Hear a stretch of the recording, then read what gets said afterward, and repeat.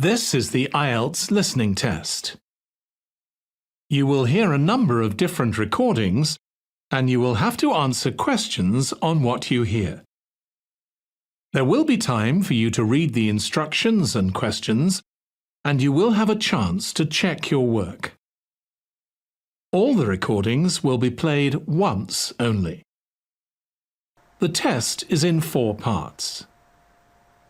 At the end of the test, you will be given 10 minutes to transfer your answers to the answer sheet. Now turn to Part 1.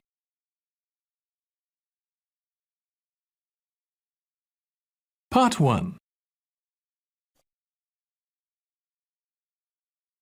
You will hear Ms. Penny Jones being interviewed for a job by Mr. White. Look at questions 1 to 5 on the form now.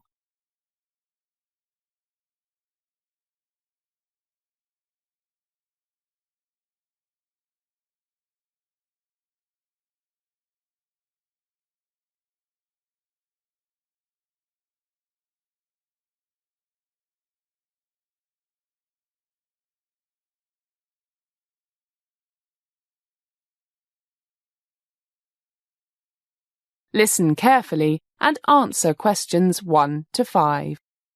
Good morning, Miss Jones. I'm David White, our personnel manager. Good morning. Please take a seat. Thank you. Well, did you manage to find us easily enough? Oh, no problem. But the traffic was terrible. I was terrified I'd be late. Well, you made it on time, so no problem.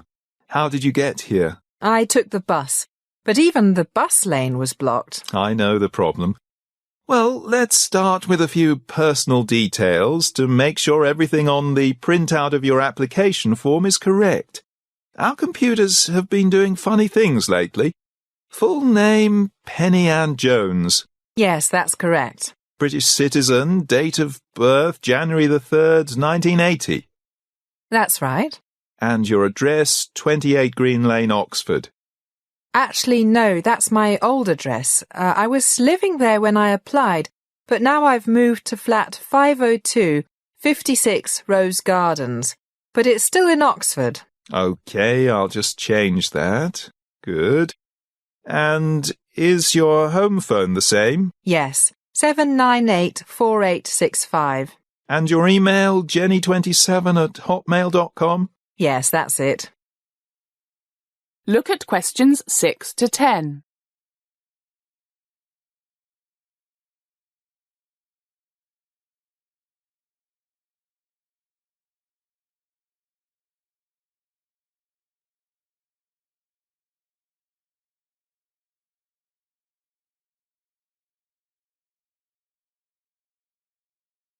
Now listen to more of the conversation between Ms. Penny Jones and Mr. White, and answer questions 6 to 10.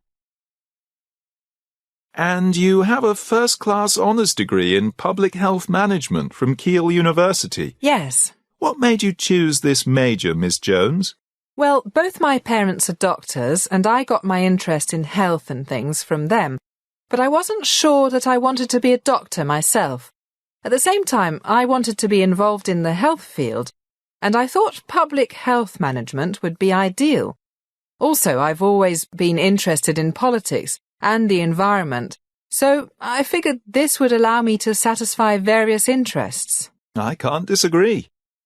Us workers in the county public health department are often faced with a health threat from pollution or unsafe working conditions. We try to do something about it, and most companies or government departments are very cooperative. But it's not unusual to find a company that isn't.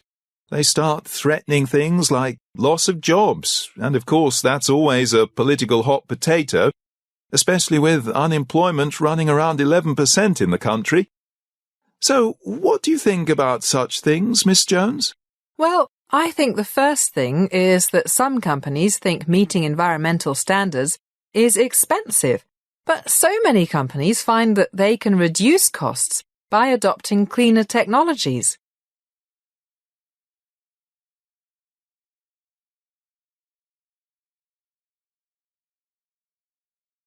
That is the end of part 1.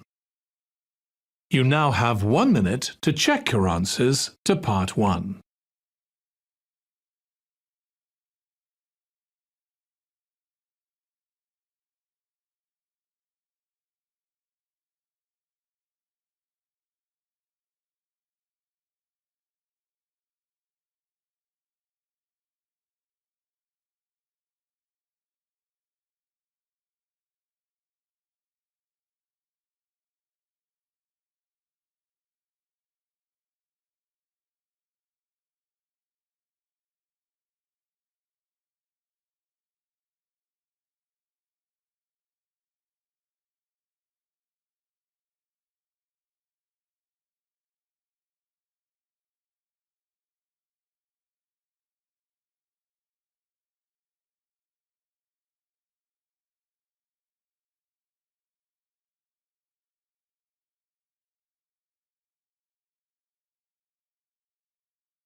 Part 2. You are going to hear an introduction to a kindergarten.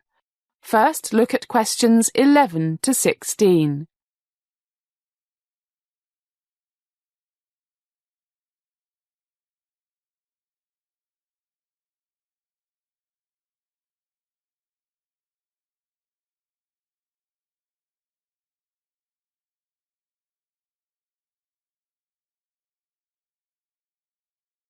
As you listen to the first part of the talk, answer questions 11 to 16. Good afternoon, everybody. First, it is my pleasure to welcome you all to the Sunny Skies Nursery School. My name is Doris Matthews, and I'm the headmistress. First of all, I'll describe our philosophy of early education, along with our teaching principles. I'll try not to sound like a teacher giving a lecture. Then we'll have a tour of the school and finish with tea and sandwiches in the staff room where you can meet our teachers and administrative staff. They will all be very happy to meet you and answer any questions you might have. First, as you know, we base our teaching, or should I say learning, because we try to help our children discover and learn for themselves, rather than simply try to teach them facts. We base our efforts on the principles discovered by that wonderful Italian educator and doctor, Maria Montessori. This means we believe learning best takes place in an atmosphere in which the children interact a lot and learn from each other. This encourages them to be lifelong learners and problem solvers. For decades, many studies have shown that children, and even us adults, learn through the senses. Our children learn by manipulating materials, toys, sand, blocks, almost anything, and interacting with others. They have fun as they learn, and these experiences help them to form, on their own, with of course a little bit of help from the teacher, abstract ideas. We try to cultivate the whole person, believing that the spiritual, emotional, physical, cognitive, and social interests and needs are all equally important and interdependent. We also do our best to foster respect for each other and the environment. We find that our school garden, where they learn the magic of life, the need to recycle organic resources, how sad that so many people around the world think their kitchen waste is just that, waste, and maintain healthy soil for growing our food. But you'll see for yourselves. You'll be able to taste some of our home-grown tomatoes and things when we have a snack in the staff room. Some of our children's most magical moments have been when they see the seeds they planted sprouting up through the soil. Now look at questions 17 to 20.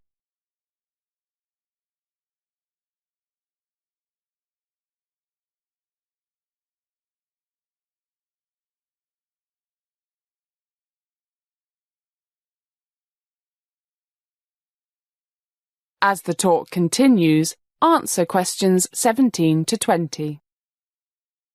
Well, that's enough about our philosophy and method of education. I'm sure we'll enjoy chatting about it some more when we meet the staff. Now I'd like to show you around. It's a lovely day, so we'll start with the vegetable garden. I'm sure you've all guessed that we are very proud of our garden. You can see it outside the balcony. It's on the south side of the school, so it gets lots of sun. On the left, the east side, you can see the classroom block. Actually, we don't see them as classrooms in the normal sense. They are more like activity and play centers. And on the opposite side, we have the dining hall and the kitchen. Behind us, across the courtyard, we have the offices and the staff room. So, out we go. So, here we are in our garden. We grow all the vegetables we need for the children's and the staff's lunches for the whole year. The greenhouse you see over there is a great help in the winter and spring. I can't begin to tell you how much the children love their garden. And they learn so much. Not just how to grow things, but also arithmetic, weights, and measures. They love seeing how heavy the biggest tomato or potato or whatever it is. They also love getting dirty, but doctors tell us that's good for the healthy development of strong immune systems. Have you read those reports about how kids who never come into contact with a bit of dirt or with animals are much more likely to suffer from asthma? It's fascinating, but don't worry, we make sure they have a good wash before they go home. So, shall we have a look at the classrooms now? We have small classes, usually no more than 10 children per class, but we also have a lot of activities in which the whole school joins in. Sports, running around the outside of the school to warm up on a winter's day, singing. We always enjoy a song or two when we have our daily morning assembly in the assembly hall. Okay, here we are in the first classroom. You see the 10 or so small foam rubber mattresses over there by the cupboard? And we have blankets inside the cupboard. They are for after lunch, when we like the children to have an hour's sleep. Then they have lots of energy until it's time to go home. Oh, I just saw Miss Robbins taking the sandwiches to the staff room. Let's go there now and meet the staff. They are always so excited to meet our children's parents.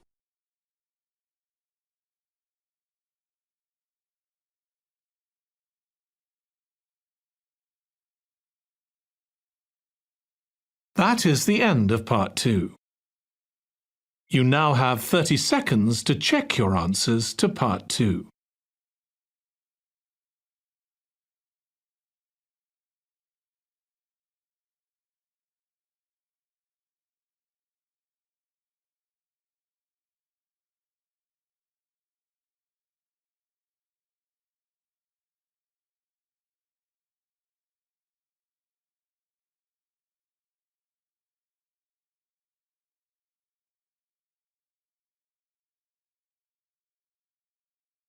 Part 3. You will hear 3 students talking about revising for exams. First, listen to the first part of the conversation and answer questions 21 to 25. You now have some time to read questions 21 to 25.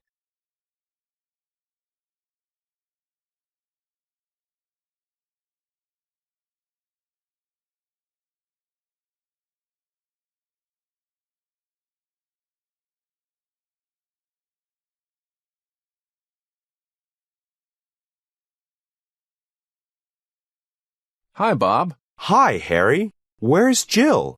I really need her. She's the brainy one. Me too, but she's always late. I think that's her. I'd recognize her footsteps anywhere. Good morning, boys. Sorry I'm a bit late. I was photocopying some things that you might find useful for reviewing for the exams. I know you missed those lectures. Been waiting long? The traffic is so heavy. Nah, just got here. Good. Okay, but I'm really busy, so why don't we start? I know you wanted these photocopies, but what else? This is a bit embarrassing, Jill, but Bob and I are really worried about these exams. I haven't prepared for them, and we only have 2 weeks. My parents will kill me if I don't pass. Same here. The thing is, you always do so well in exams, and, Well, we know you know a lot about studying and things, so we thought you might be able to give us a few tips. A few tips? If you both spent more time with your books and went to classes, you wouldn't need any tips. You think the bar is more important. yeah, well, but we'd be really grateful if you know. We really need your help, Jill. Okay. I know you two guys. The first thing you have to do is organize your time. You're both so disorganized, and you don't have your priorities right. Having fun is always more important. I know. But I'm really going to do what you tell us, Jill. Got no choice. Me too. I can only make a few suggestions. Really simple ones. Basic stuff. Obvious. But it's obvious you two don't have a clue. Ready for Mummy's talk? I guess so. Yeah. As the conversation continues, please answer questions 26 to 30. You now have some time to read questions 26 to 30.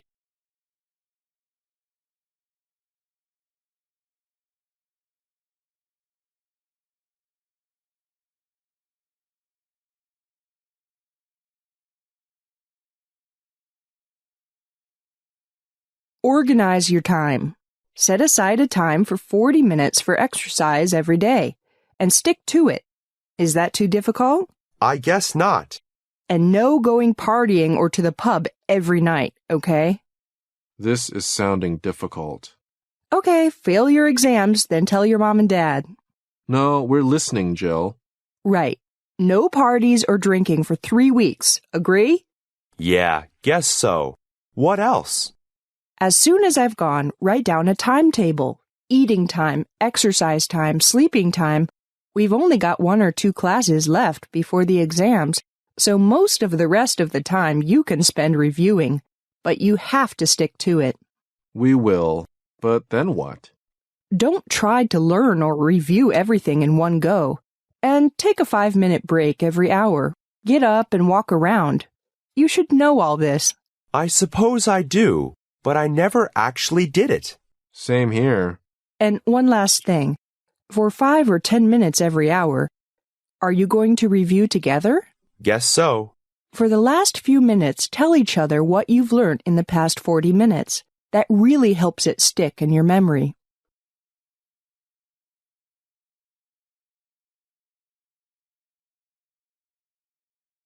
That is the end of part 3.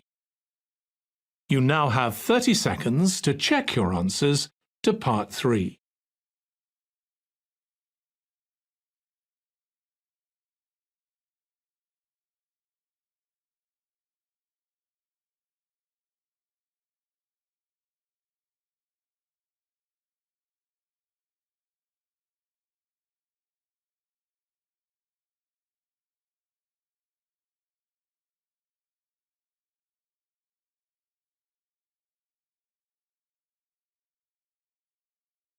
Part 4.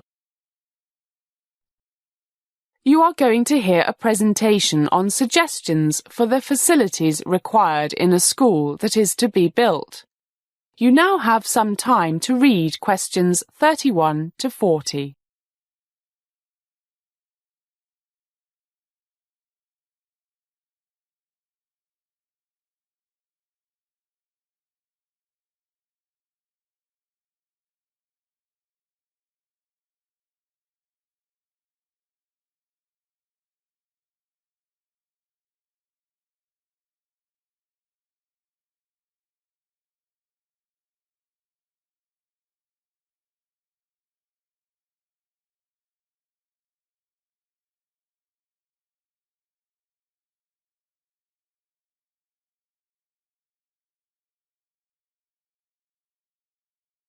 Good afternoon.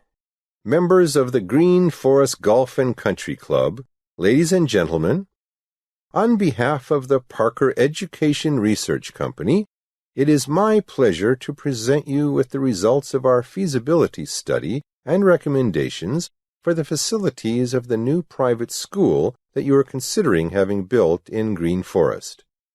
First, the green light, our feasibility study. It shows that building the school makes economic sense. It would be a good investment. May I briefly explain how we came to this conclusion, how we conducted our study? There are just over 7,500 households in Green Forest and a population of 31,000. If you look at the graph on the screen, you will see that the average annual income of these households last year was £83,000 a year, which is far above the national average of £41,000. We did a random survey of 10% of the 3,200 families with a household income of over $50,000 and found that they had an average of 0.33 children between the ages of 8 and 12, the age of local children who would be most likely to attend the school, which, if the project is approved, will open in 2 years' time. So this means there are about 1,000 children in Green Forest who will be of the right age, and with parents who could probably afford it, to attend the proposed new private school. After explaining the concept, we found that just over 1/3 of these parents are very enthusiastic about sending their children to the type of school that you have in mind. The rest were not sure or completely satisfied with the state schools.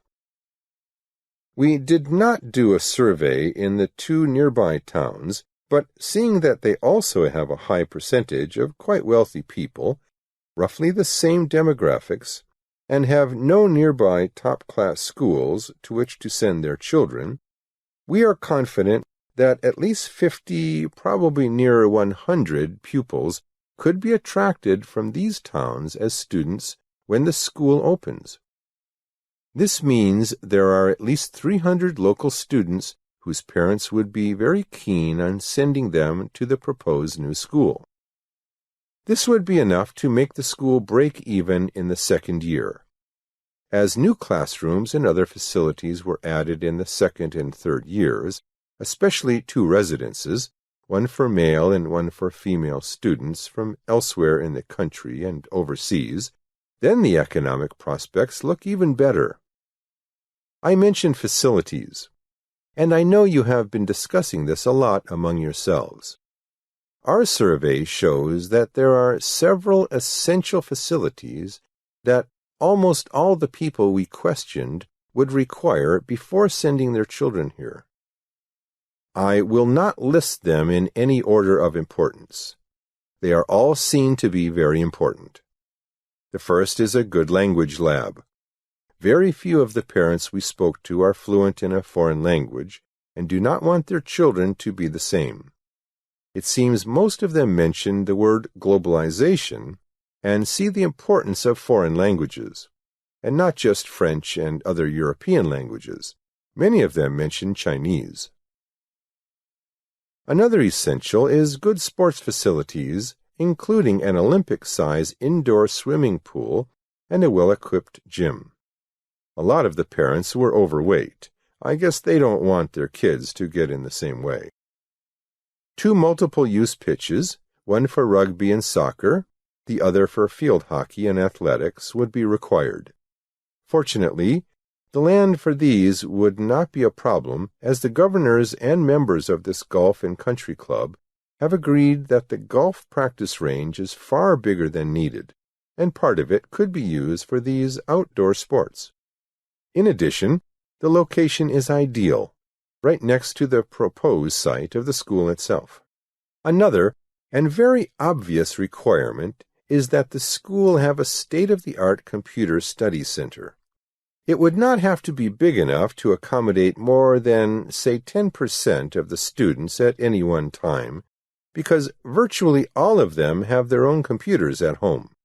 but no computer games unless they are educational was a frequent response to the computer studies question.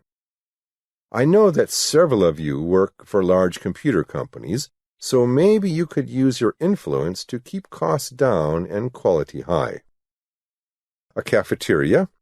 Interestingly enough, one thing some people mentioned, perhaps it's a bit early to worry about this, was that they would not want their children to have access to fast food. Other things, all of which are seen as essential, and that we have included in the budget, are a good-sized main hall, with a large stage for school drama productions, etc., and good facilities for music, pianos, everything for a school orchestra, all the things many of the parents didn't have when they were young.